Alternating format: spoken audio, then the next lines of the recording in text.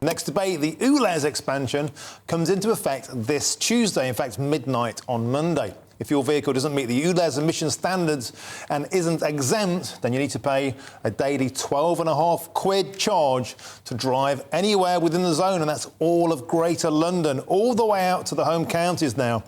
But many aren't happy with the scheme as they see it as a shameless cash grab by Mayor Sadiq Khan. Well, joining me now is Senior Lecturer in Sustainable Construction and Climate Change, and a great friend of the show, John Grant. Hello to you, John. It's always a pleasure. So Ulez comes in midnight Monday, and there's been a lot of talk around the claims and the science. Let's run through a bit of it. Mayor Khan said 4,000 lives are lost every year, and FOI proved there's only one life in 20 years, actually, with pollution on the death certificate. Khan claimed a 29% reduction in nitrous oxide in the first 6 months of Ulez, but an Imperial College report said actually it was 3%.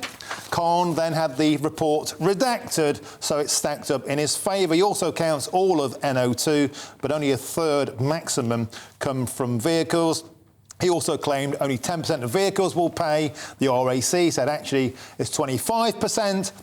Most damning of all, an independent report commissioned and paid for by Khan only found 5 positive impacts of Ulez out of 38 examined, 22 negative. The most damning of all is that Ulez would have a disproportionate financial impact on people with low incomes, the disabled and young families. With all of that evidence in hand, John, can we just agree that this isn't about clean air, it's about cleaning out people's wallets?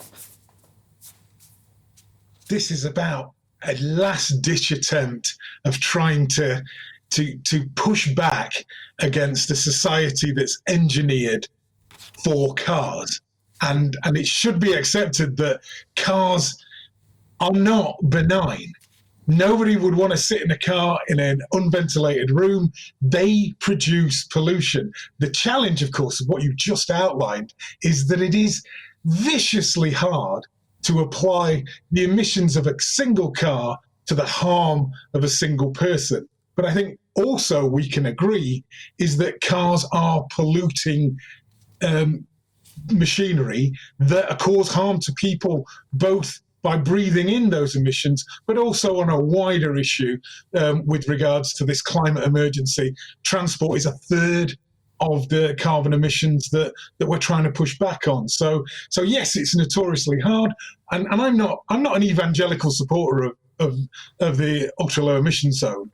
I think there are much better ways that we could have applied on this. Unfortunately, all of those have been tied up using other government policies. So, you know, the idea of running buses, the bus service funded by the people for people, is just impossible in a privatized sort of system. The idea of maybe rationing the amount of journeys you have for free and then paying beyond that, you know, to try and push that back. So, you know, it is hard to argue that this isn't about making money. Local authorities, I believe, do want to make our air clearer. I mean, 6.7 million people across the world do die of air pollution.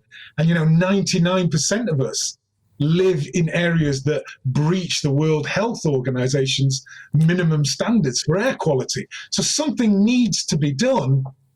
And for me, the Ulez idea would be at the end of that program, not a big stick that you start a reduced car program. But, you know, I was on your show a few months ago talking about active cities, 15-minute cities.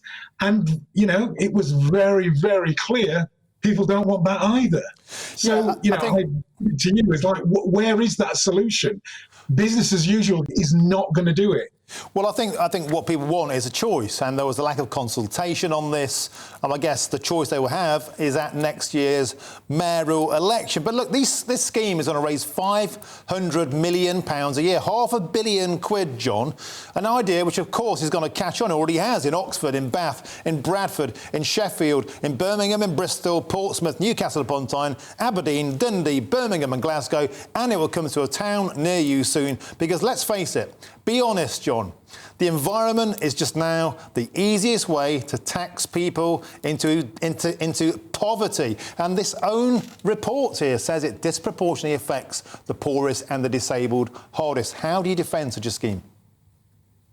Well, as I said, it is hard to defend the Ulez scheme, but we cannot ignore that we have to push back against car use. This is part of a sophisticated society. I was in the Netherlands, and there they say an advanced society isn't one where people drive, it's where rich people use public transport. And this is what we're missing here. It's all about the stick at the moment. And I get why people are upset. There are people out there who need their cars for work, but there are also people out there who have got children that have got asthma or they've got breathing problems themselves, and they have a right to clean air.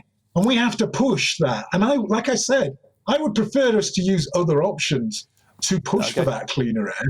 But we've been forced between a rock and a hard place here, that the local authorities, this is all they've got.